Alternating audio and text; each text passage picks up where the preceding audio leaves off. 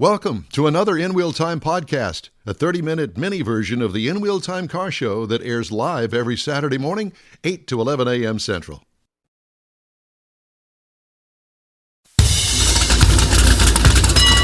Believe it or not, this is the world's favorite place to go for podcasting and live streaming.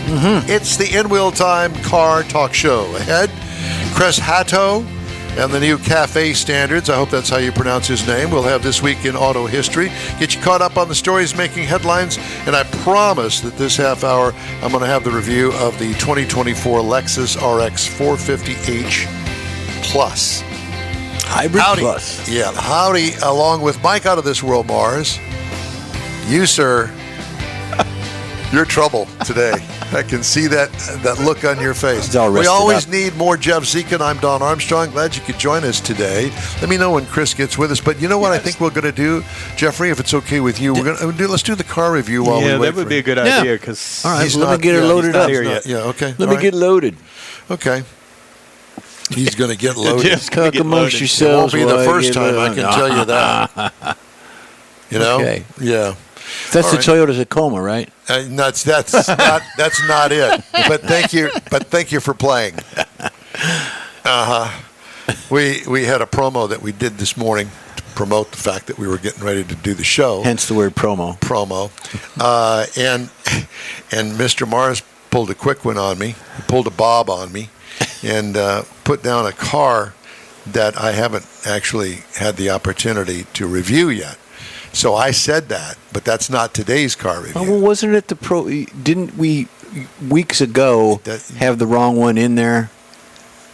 Something of that nature. I don't remember. I don't know. Okay, no. Never mind. But he's playing games, so at any rate, it doesn't make any difference. I think what he did was he made a mistake on the rundown that he sends me, and then he went, "I'm just going to leave it in there, and I'll just put the real one below it," which he did. And who read the teleprompter? I read it, just like Bob did. Time now for this hour's car review. 2024 Lexus RX 450h Plus. Fifth generation of the RX line.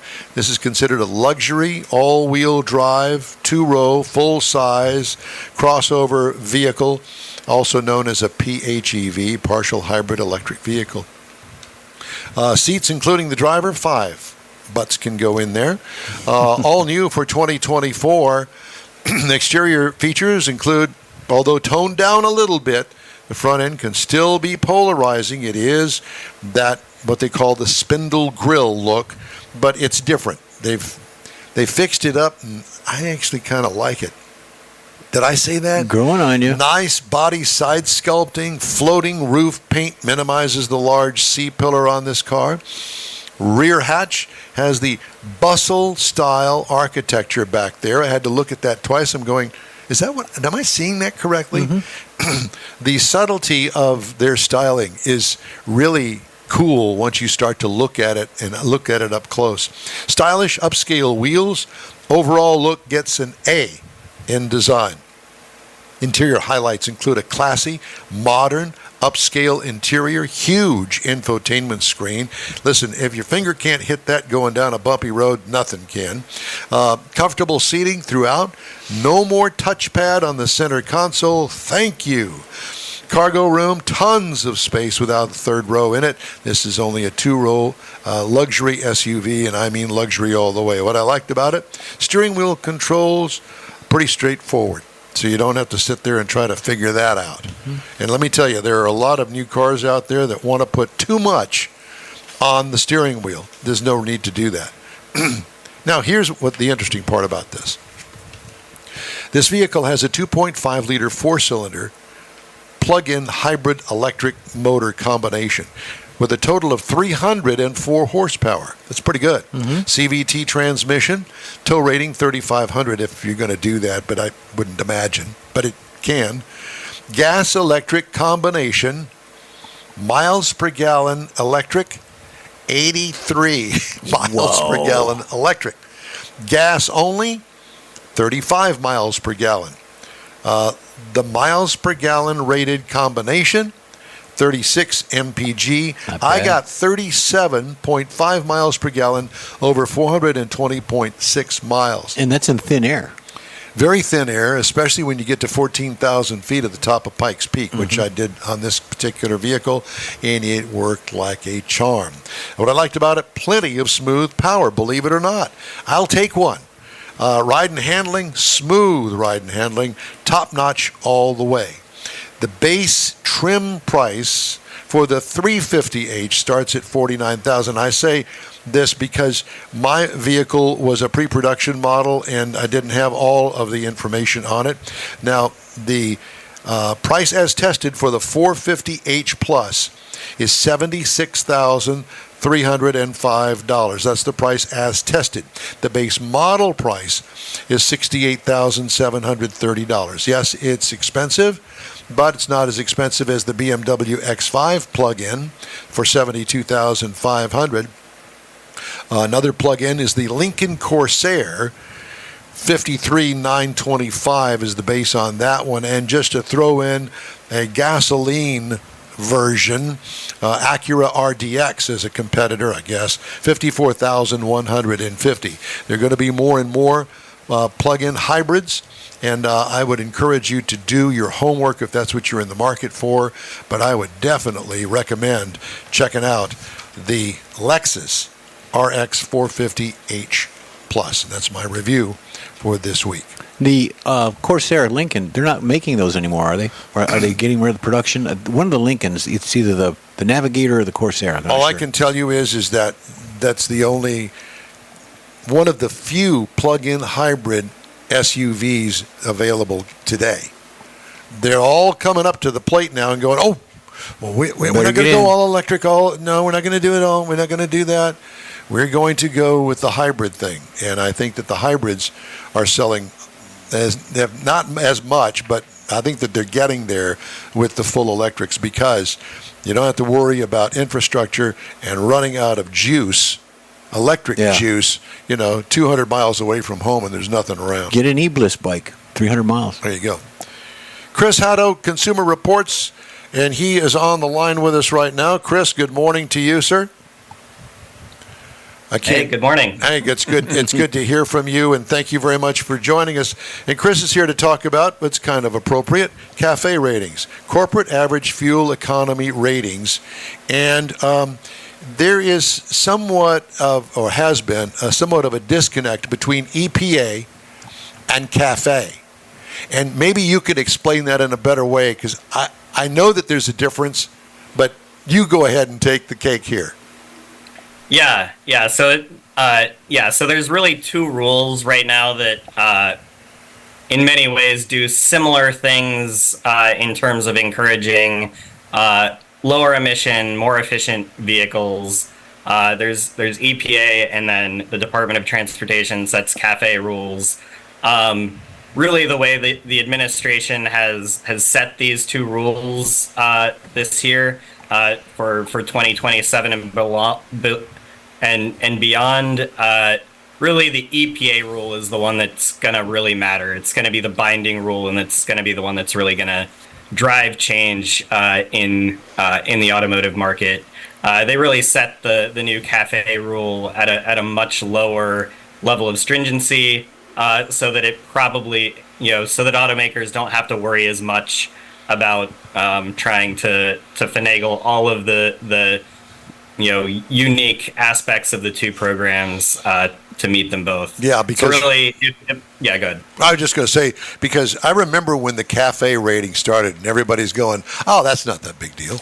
Well, then all of a sudden, all these cars come out and they're not getting too great a gas mileage, and now they got to take credits from the cars that they do build that get great gas mileage and combine them with the ones that don't get gas mileage, and then they also throw in there the fuel economy penalty if it doesn't get this many miles per gallon. It turned into a big mess is what it turned into. Yeah, I mean, but it worked. It drove did. really significant fuel economy improvements. We looked at kind of the history of that CAFE program, and really just in the past 20 years, it's delivered about $7,000 in fuel savings to new vehicles. So that's a pretty significant chunk of change back in consumers' pockets because of kind of the incremental improvements automakers have made over the years. Oh, absolutely, and I couldn't agree with you more. I remember the day very well when 12 miles to the gallon was acceptable.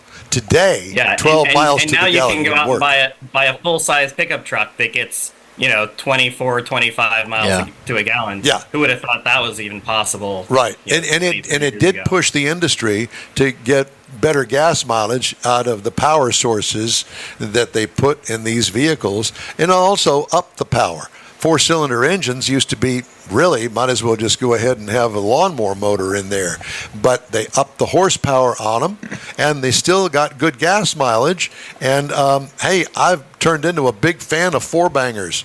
And now I just had a matter of fact, I'm sure you've driven one with a three-cylinder engine, turbocharged, gets great gas mileage out of 3 cylinders.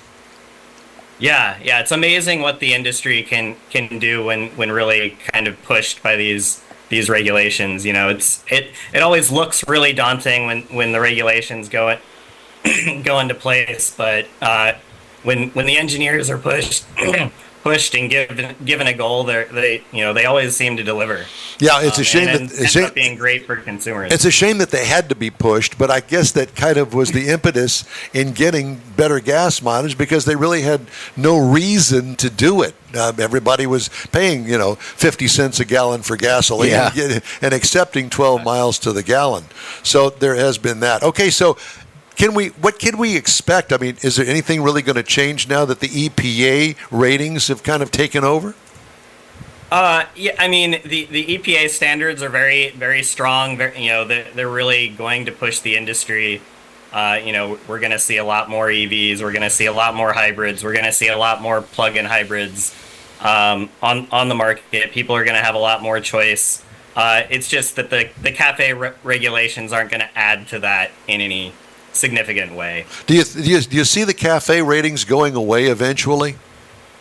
That's an open question. Right now, they're still required by law. There's a law on the books that requires the Department of Transportation to set those CAFE standards. So, I think they will still continue to exist as long as that law is on the books. But they're probably going to become increasingly less relevant.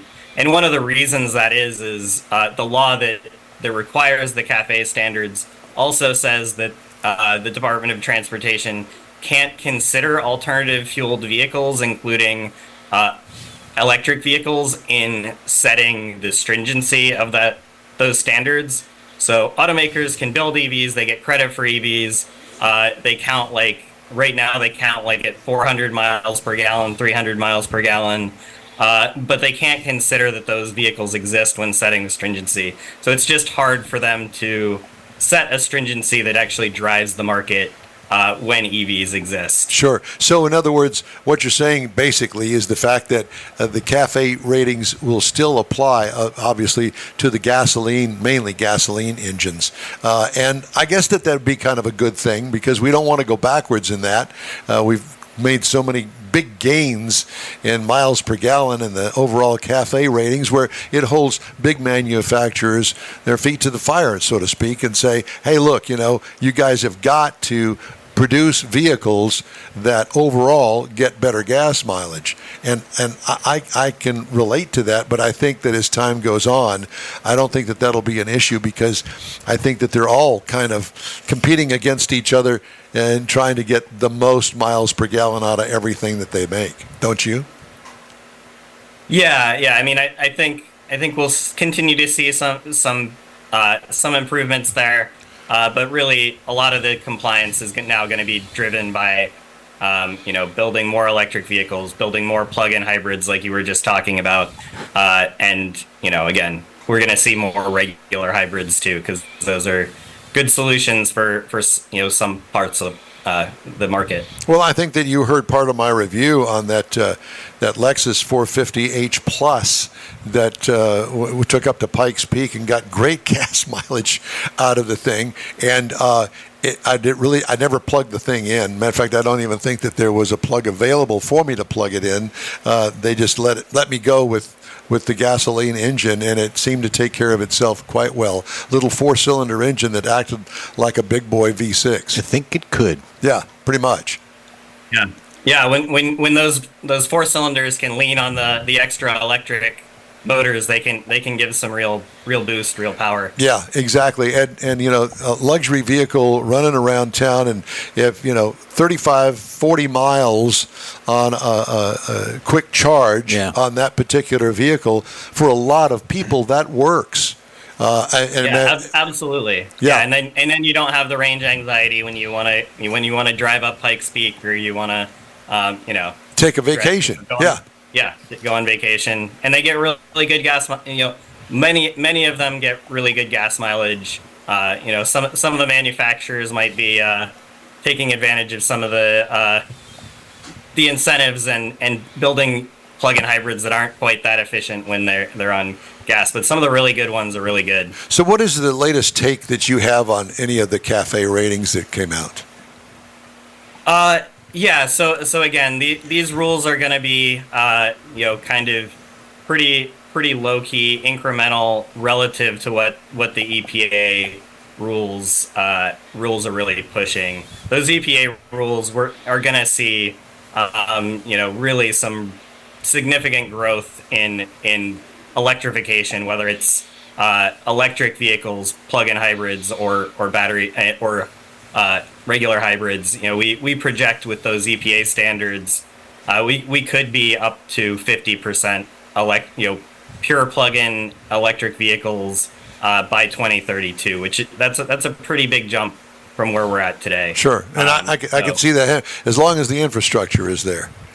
As long as the infrastructure is there, fingers crossed. Yeah. I think that a lot of those efforts are kind of ramping up this year, and hopefully we'll see start to see both between the federal program and Iona, which is a new network being developed by about 7 automakers, planning to put in about 30,000 stations around the country as well over the next handful of years. Well, and then all of the vehicles getting the Tesla chargers as well. Well, I don't know about you guys up there, but we keep getting threatened with brownouts here.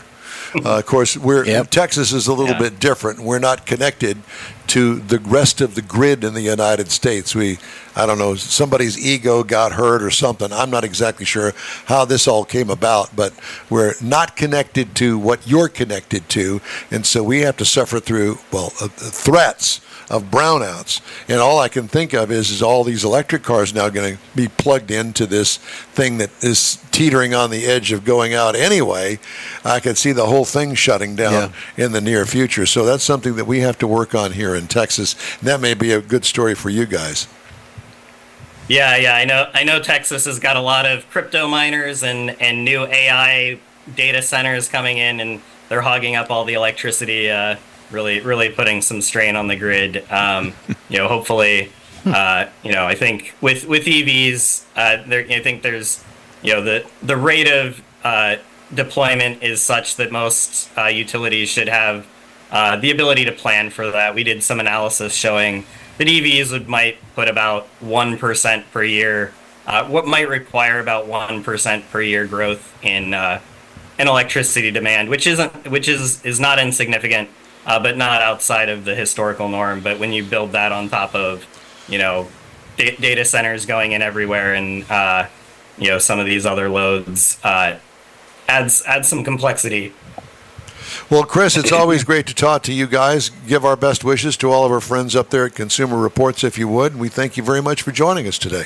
Yeah, thanks for having me. You bet. Chris Thanks, Harto Chris. with Consumer Reports on the new CAFE ratings. The In-Wheel Time Car Talk Show is available 24/7 through the iHeartRadio app. Just look for In-Wheel Time Car Talk. We also video stream on Facebook, YouTube, and on InWheelTime.com. Podcasts available from your favorite podcast provider.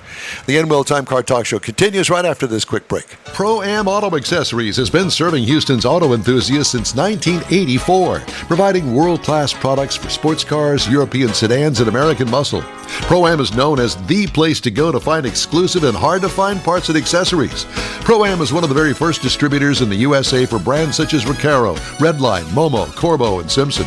Located in the heart of Houston's premier retail and service corridor, the Galleria area, Pro-Am's walk-in storefront includes an 8,000 square foot warehouse, showroom, and installation bays. Pro-Am not only sells parts and accessories, but also offers installation and service. Pro-Am is now reaching a worldwide audience through Pro-Am.com, taking its local reputation to the rest of the world. At Pro-Am Auto, you'll be dealing with a small group of professionals who truly want to help you with your automotive needs. If you don't see what you're looking for on the website, call and Pro-Am will lend you a hand. Pro-Am Auto, 6125 Richmond at Green Ridge in Houston's Galleria area. Call them at 713-781-7755. Want to feel good about something special you did for someone special? In Wheel Time and the original Lupi Tortilla group of Tex-Mex restaurants have joined together to help a very worthy cause, God's Garage, a Christian-based 501c3 charity. We know there are lots of places and organizations out there where you can donate a car, truck, or SUV, but we're asking you, our car enthusiast family, to consider donating to God's Garage. Visit godsgarage.org and learn about its mission, the women that have been helped, how each one is screened, and about their Restore You program.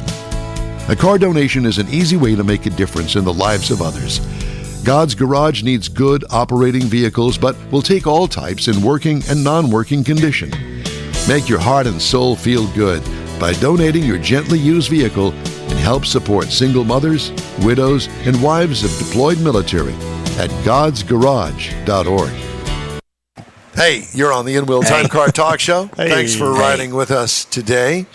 There was one thing. Oh, I did want to mention the fact that we sure appreciate the hospitality, the hospitality, if you will, of all the fine folks up there at the Lone Star Street it was a blast. Association. Yeah. And the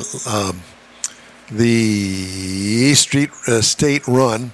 I'll get it out in a minute. The state run, the 49th annual, and I think hopefully we'll be back for the 50th anniversary. It's gonna be fun. Up there at Hewlett Can't Park wait. in Granbury, Texas. And you know, if you've not been to Granbury, what a great destination. That'd be one of those things that, honey, you know, we really can't afford to go too far out of the state. Let's drive somewhere. We always went to San Antonio Yes. when I was raising the kids. And San Antonio was a great place, got lots to do and lots of things, and didn't have to spend a ton of money for summer vacation. But I was thinking, Granbury, that beautiful lake that they've got there, the great town square, all of the fun things. Clean. Clean, yeah. Oh, my There was goodness. one thing you definitely noticed. It's clean. Yeah, very nice little place. And Highway 6 will get you up there. Oh, yeah. Yep. That was a good ride. That was a good ride. Highway Yeah, 6 and is it's a good really ride. not much further than San Antonio from here, if you really look at it. At least from where I am, I can go to either one of them in about the We're same not amount of where time. you are, Mars. Well, I know. I was just trying to relate that. I mean, you can't- Time-wise, you- distance. But I will also say that, we hopefully next year, if we get to go, I'm hoping to be able to stay the whole weekend. We keep having That to would leave. be fun, too. Because Saturday afternoon, before we left town, we stopped to eat real quick. You could rent boats, pontoon boats, and all kinds of We things. talked like that. As about long that, as yeah. I don't have to pedal them, I'm okay. No, there was kayaks, but I mean, there was really pontoon boats. I ain't doing no kayak. I could see the in-wheel time cruise boat. The party boat. Pork chop. Absolutely. Tie a pork chop around your neck and go fishing. There you go. Get All right, in the time water. now for this week's auto history. Here's Mr. Mars. This week, June the 8th, 1948. Wait a minute. This is June 15th up there. This week. Yeah, but this Oh, I week see. leading up to I here. got okay. Yeah. June the 8th, 1948. The first Porsche debuts as a Porsche 956-1 had a tubular steel chassis, aluminum body, 40 horsepower. Wow. And they continued to build this car in various iterations until the legendary Porsche 911 hit the market in 1963. June the 10th, 1947, the original Saab debuts. Oh God. And they continued to actually make that model up until 1949. I'd drive That, you would, of I course would. you would. I You know would what that drive looks that. like? It looks like from one of those cartoons from the Cars. Yes. movie. Yeah. Cars movie, yeah. June the 11th, 1986, Tub it out. a 1961 Ferrari GT 250 California was starred in the movie Ferris Ferris Bueller's Day Off. They actually Bueller. they had one real car for that Bueller. movie, 3 replicas. And of course, they didn't tear up the one car. No. One replica is in Cancun. The other 2 replicas, nobody knows what happened to them after the movie was made. Wow. June the 12th, 1971, the last Lincoln Mark III was rolled off of the assembly line. That's cool. That's a beautiful car. That is. It really gorgeous. is. I've always thought that was a neat car. And then Lose June your the place? 13th. Yeah, I did. I couldn't get the page turned. June the 13th, 1895, the first automotive race was ran. Okay. Now, this was only a handful of cars, and they decided to do this to help promote business and people buying cars and everything. Top speed, 12.42 mile per hour. They raced from Paris to Bordeaux, France in the race. All right. 730 miles. And Jeff, for you, Yeah? this race inspired the founding of the Automobile Club de France and inspired the Paris-Bordeaux race that became very famous and actually led to the foundation of the Formula One racing. I knew you'd love to hear that. Oh, yeah. It's in my memory bank. And that's it for this week in auto history. Thank you, sir, I guess. Here's some recalls to tell you about. Land Rover, Range Rover, and Range Rover Sport for 24. Transmission may shift into neutral while driving. Oh, boy. They could just stay there, as far as I'm concerned. Debris in the engine may cause a stall in the Lexus LX and the Toyota Tundra 22 to 23 model years. What kind of debris? I don't know. Some kind of, Cigarette- metal debris. cigarette butt or cigarette butts in there. chip bag or something? That's what Twinkie- it is. Twinkie cover? Inoperative rear view camera display, the Honda Fit, Honda HR-V 2018 to 2022 models. Turn the page. Oh, see? Unexpected loss of drive power in the Nissan Ariya for 2023. Aria. Aria? Aria. What did I say? Area. Whatever. AREA. That's area. It's not the way it's spelled, but I made it that way. There you go. Ford Mustang for 2024, improperly secured clutch pressure line. So you press on the clutch, and the line underneath the car drops down to the ground, scrapes the ground. I don't know what it is, but that's That was all my vision. That's what I pneumatic. could see. Computerized. Inadequate headliner impact protection on the Kia EV9 for 2024. You got protection to keep your head from hitting the headliner? I guess so. Heads up. Fire from overheated power seat motor in the Kia Telluride 2020 to 2024. That's being recalled. Loss of drive power or park function. The Ram 1500, 2500, 3500 for the 2023 model year. Did you see where Jim Morrison got fired? Well, they said he left. Oh, he retired. Everybody retires. No, they don't. Who retires? No, but I was Unless you're hoping- 90, you I don't liked retire. him, and I was hoping that he did that. He decided he had enough of that Okay, stuff. well, let's go with that then, Yeah. if that makes you feel it better. makes me feel better. All right, fine. Dodge Durango, Ram 2500, Ram 3500, 2022 model years, disabled electronic stability control. Stellantis recalling 211,000 vehicles for a What? software malfunction in the anti-lock braking system that could disable the electronic stability control system. Covers certain 2022 Dodge Durangos, Ram 2500 and 3500 vehicles.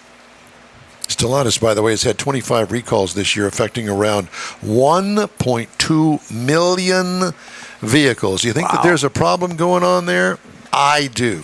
He retired. Yeah, He retired, yeah. And the quality Volvo, control guy. Volvo recalling the electric EX30 because of a software issue. The problem affects almost all of the 72,000 EX30s. Might have an error in the center screen, causing the speedometer to go into test mode when the car starts. Oops. Never mind. Fisker. Do they even sell those things? They're not out of business yet. 18,000 Ocean crossovers in North America and Europe due to faulty software and non-compliance with safety standards. And let's not forget about the 24 and 25 Corvettes being recalled or a stop sale for the 25 model because of a problem with the seat belt latch. See, doesn't look like a Corvette, so that's understandable. Well, just don't wear it. All right, haters. We'd love to hear from you. Shoot us an email. The address, info@inwheeltime.com. Time now for a quick break. And we're streaming and podcasting around the planet. Everywhere. Where are you? Everywhere. Look for us on your favorite provider. We'll be right back. Everyone at the Tailpipes and Tacos Cruise In at the Lupi Tortilla Tex-Mex in Katy, thank you for participating in the best cruise in around and look forward to seeing you again. You'll hear about the next cruise in date right here on In Wheel Time. Next time you're in the West Houston Energy Corridor area, be sure and stop in at the original Loopy Tortilla Tex-Mex at I-10 and Highway 6 or the Katy location on the Grand Parkway at Kingsland Boulevard. When passing through Beaumont or College Station, stop in and have Loopy's award-winning beef fajitas and frozen margaritas. There's always a celebration at Loopy Tortilla. Loopy Tortilla founder Stan Holt and his wife Sheila are winning racers on the NHRA drag racing circuit and have a collection of hot rods and classics that everyone appreciates. Look for them at the next Tailpipes and Tacos Cruise-In. The date will be announced soon and will once again be held at the Loopy Tortilla Tex-Mex on 99 and Kingsland Boulevard, just south of I-10 and Katy. We'll give you all the details right here on the In Real Time Car Talk Show and online. Donations benefit God's Garage. We'll see you then. You own a car you love. Well, why not let Gulf Coast Auto Shield protect it? Houstonian John Gray invites you to his state-of-the-art facility to introduce you to his specialist team of auto enthusiasts. We promise you'll be impressed. Whether you're looking to massage your original paint to a like-new appearance, apply a ceramic coating, install a paint protection film, nano-ceramic window tint, or new windshield protection called ExoShield, Gulf Coast Auto Shield is where Houston's car people go. Curbed your wheels? Instead of buying new, why not have them repaired? How about a professionally installed radar detector? Gulf Coast Auto Shield does that too. Get a peek inside the shop and look at the services offered by getting online and heading to gcautoshield.com. Better yet, stop by their facility at 11275 South Sam Houston Tollway, just south of the Southwest Freeway, and get a personal tour. Gulf Coast Auto Shield is your place to go for all things exterior.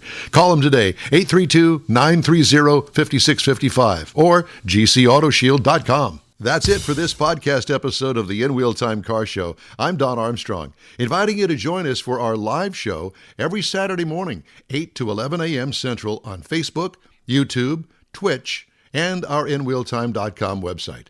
Podcasts are available on Apple Podcasts, Spotify, Stitcher, iHeart Podcast, Podcast Addict, TuneIn, Pandora, and Amazon Music. Keep listening, and we'll see you soon.